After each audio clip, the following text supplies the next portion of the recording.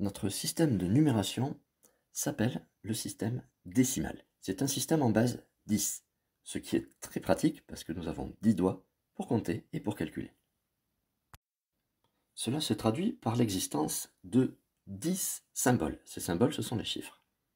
On les utilise pour écrire tous les nombres possibles en les combinant de différentes manières. Autre chose, dans un nombre, la position du chiffre indique sa valeur. Ces valeurs, on les range par paquet de 10. Ainsi, 10 unités égale une dizaine. 10 dizaines égale une centaine. Et 10 centaines égale un millier.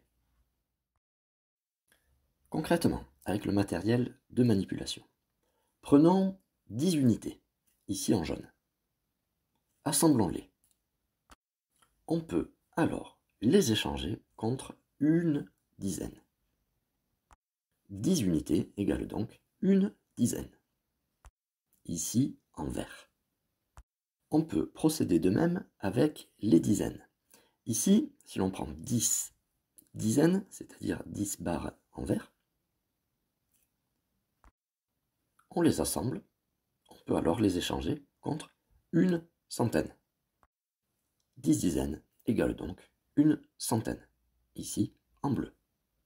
Enfin, on peut procéder à nouveau de la même manière avec les centaines. Regroupons ensemble 10 centaines. On voit très bien qu'on peut les échanger contre un millier, ici en rouge. 10 centaines égale un millier.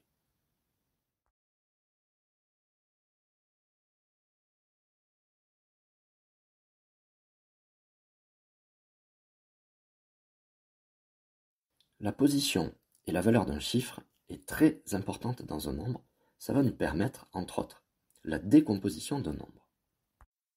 Prenons l'exemple de 2543.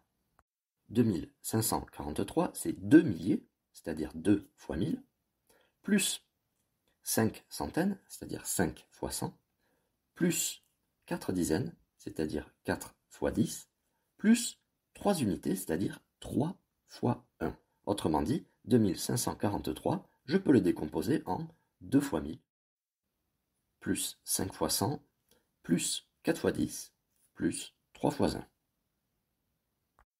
Autre manière de décomposer le nombre, 2543, c'est 2000, plus 500, plus 40, plus 3.